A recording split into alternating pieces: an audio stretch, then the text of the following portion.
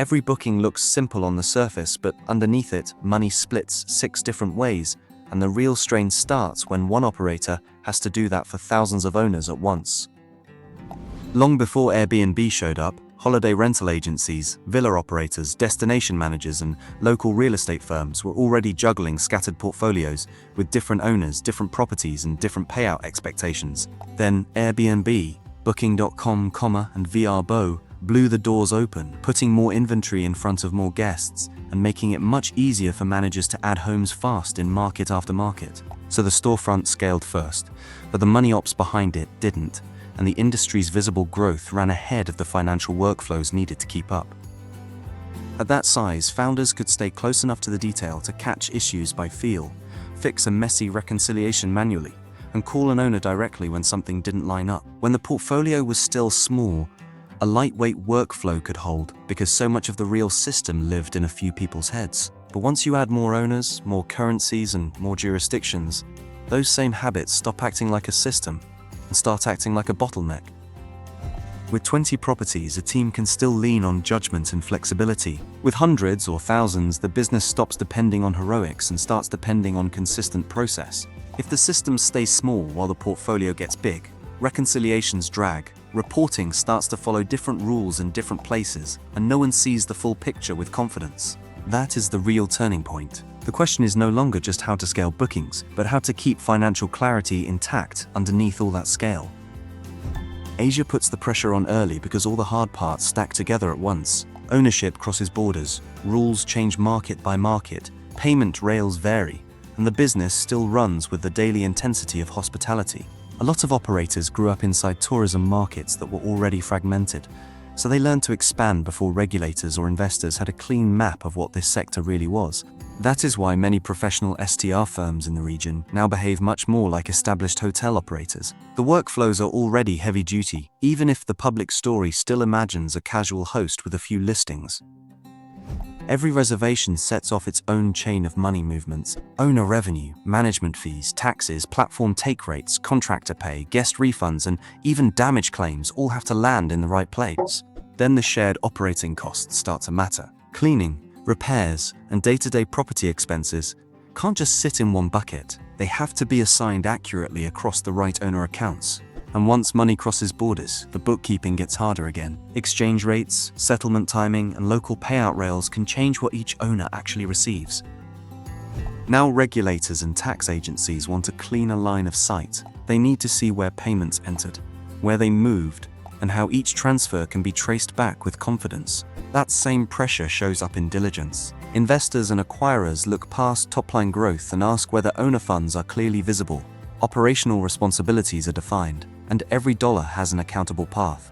So the test has changed. It's not only whether a stay is legal to sell, it's whether the money underneath that stay is handled in a way regulators, owners, and future buyers can actually trust. In Japan, the Minpaku framework didn't leave much room for improvised operations. Registration, reporting, and active oversight pushed operators into a more structured way of running the business. What operators met there felt less like casual hosting and more like entering a formal accommodation category, with clearer obligations from the start. That's what makes Japan such a useful example. Regulation can pull financial discipline and operational discipline forward much earlier than many markets assume it will. In Australia and New Zealand, this doesn't land in a vacuum. Nearby property management sectors already expect tighter handling of owner monies, cleaner reconciliations, and a clear audit trail behind every movement. So when STR operators talk to regulators, auditors, or banks there, they're not introducing a strange new control model. Those institutions already know what good looks like from traditional property sectors. That shifts the conversation forward. In ANZ, some accountability debates start at how to prove control and traceability, while many other regions are still debating whether that level of discipline is necessary at all.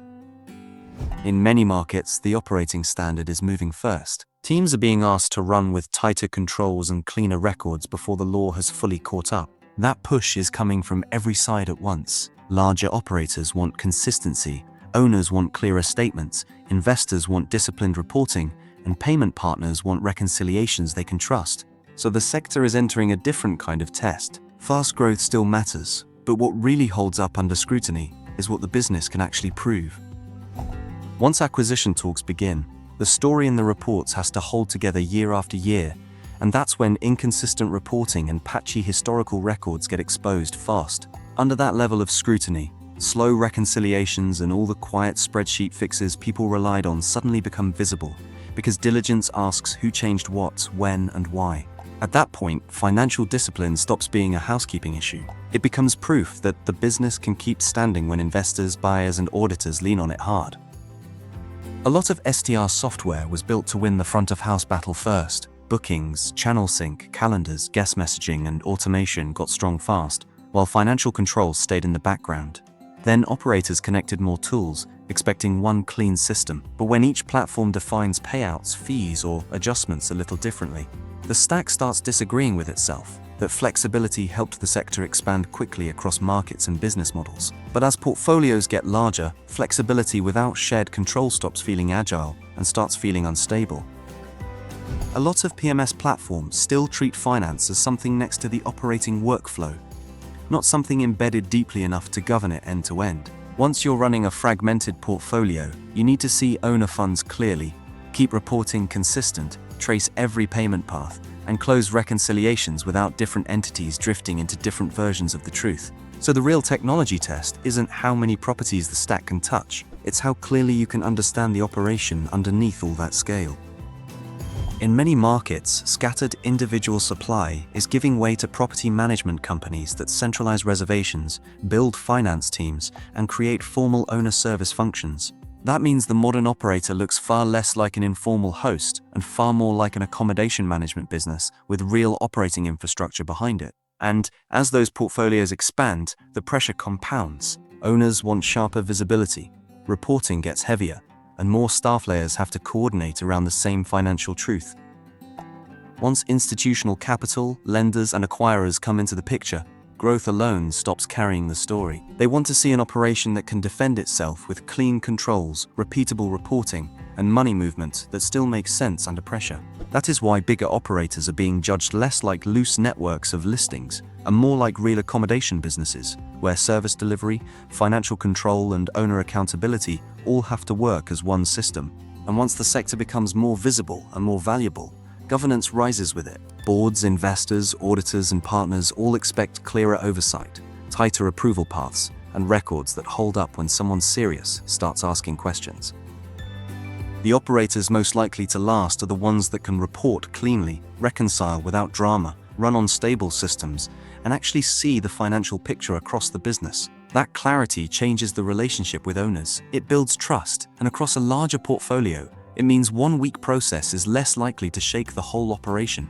At this stage, growth by itself doesn't prove maturity anymore. The next chapter of STR is not about stacking on more inventory at any cost. It's about building the operating muscle underneath that scale, so the business gets bigger without getting blurrier. When reconciliation is tight and owner funds are clearly controlled, that stops being back-office hygiene. It becomes a real competitive edge, because owners, partners, and buyers can feel the difference immediately. In other words, long-term value now depends just as much on systems, reporting, and governance as it does on occupancy rates and expansion plans. What looks like one booking is really a chain of payouts, taxes, commissions, and reporting duties that keeps repeating across every owner in the portfolio. The businesses built to last won't just grow faster. They'll keep the money clear, controlled, and trustworthy at scale.